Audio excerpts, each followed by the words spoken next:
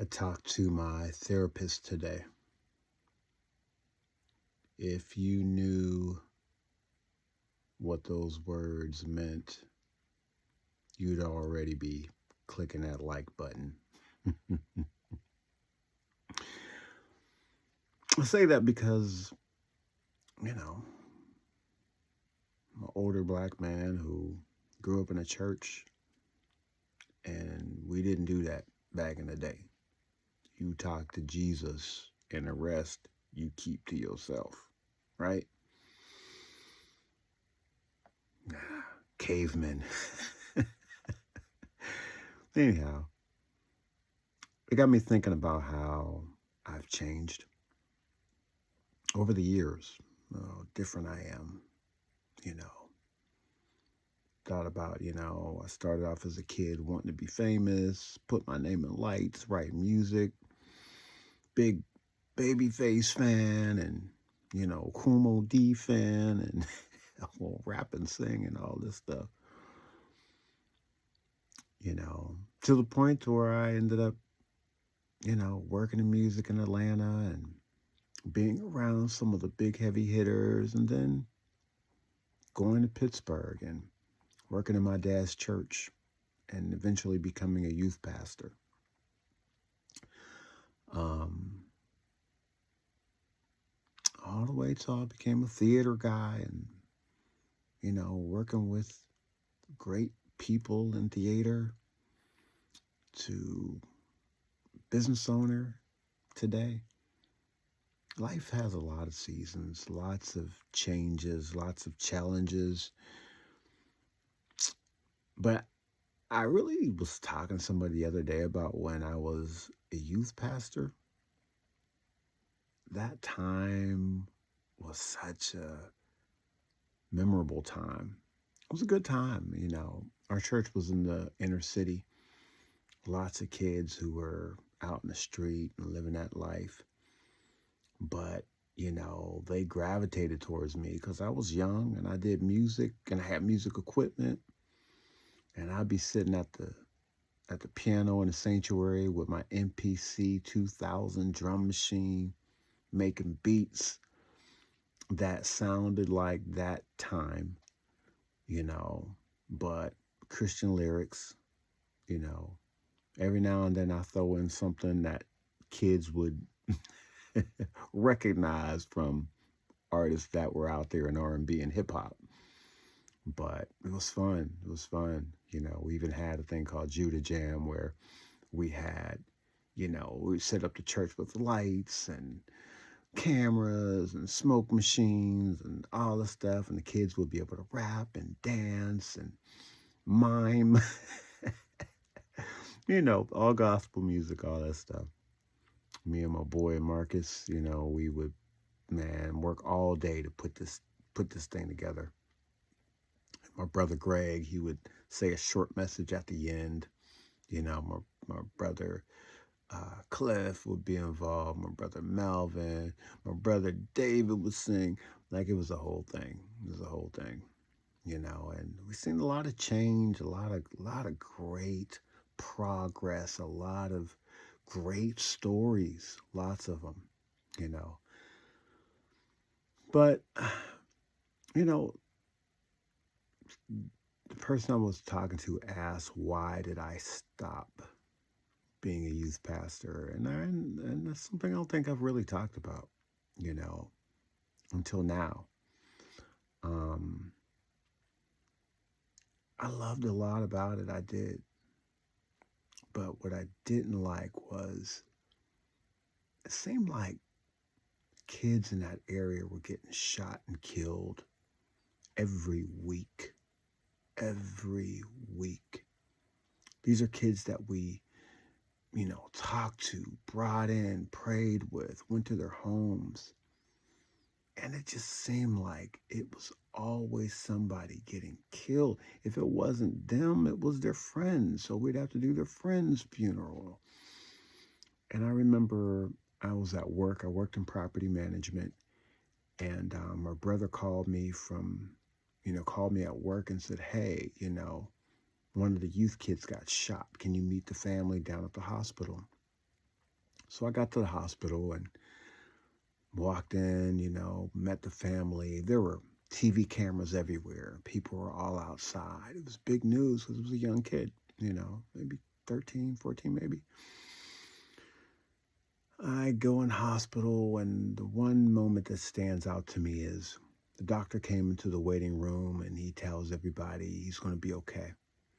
And I watch the family, their face light up, and they begin to talk about, can't wait to see him. We got to tell him, man, your life was saved. You know what I mean? You got a purpose. And they begin to talk, and it's like a load off. But then on the TV above, it came across the news that he died. And they were like, what do you mean? The doctor was just in here. He's not dead. What are they talking about? Somebody went and got the doctor. Doctor came in and said, I'm sorry. Yeah, he did pass away. It's like, what? The family let out screams and cries and fell to their knees and grabbed on to me. Somebody did. I don't remember who. Then they finally said, you,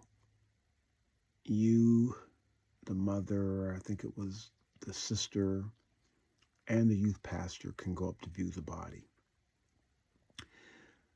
As the room was screaming and crying, I couldn't cry. I didn't know what to do.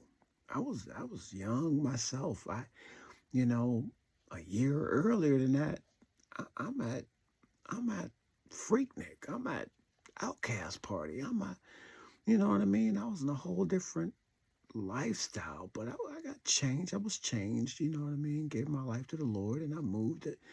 But this was different, man. This was heavy. This was a lot, I went up to view the body, and when I got up there, I was with the family, and I watched the mom cry like, man, and the sister, and it broke me inside. I didn't say nothing, but it broke me. For real, it broke me.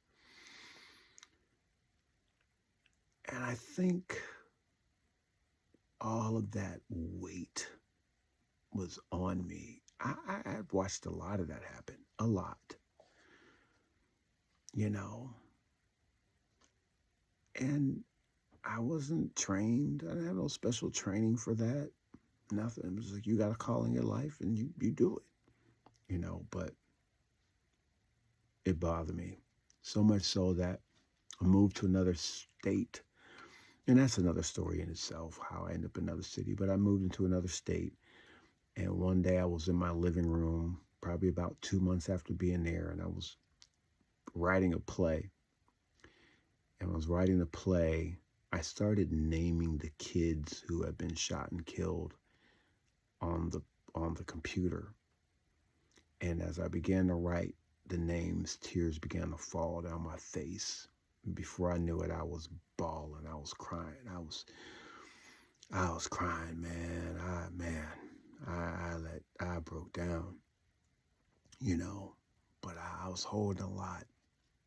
And there was stuff that I was holding on, that I was still holding on to up until about, 5 years ago. But I didn't want to do that anymore. I didn't want to be a youth pastor anymore. I didn't want nothing to do with it. Nothing to do with it. And I walked away from it. There was a lot of good that came out of that. I still see kids today. I say kids, but they're grown with families and kids themselves. But they tell me how I was inspiration to them, and how if it wasn't for me, how they wouldn't be where they are and stuff like that. And I take it all with a grain of salt, you know what I mean? And I'm appreciative of them saying that, you know what I mean? But, there was a lot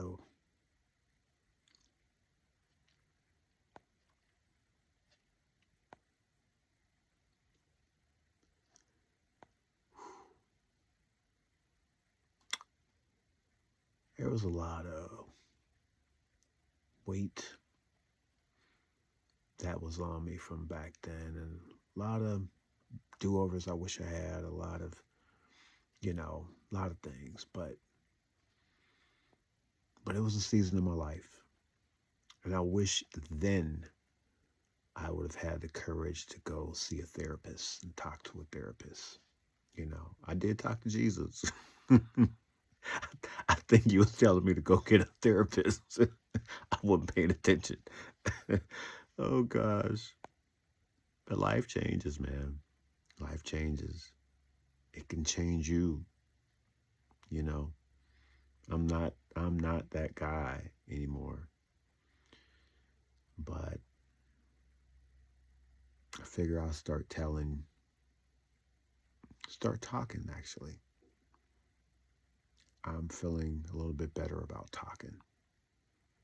So hopefully you follow this journey I'm about to go on with.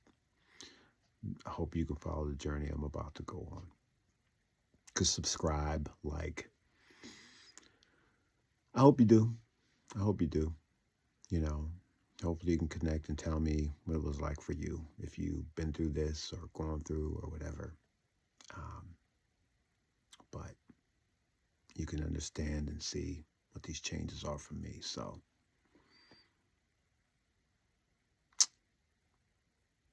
that's it.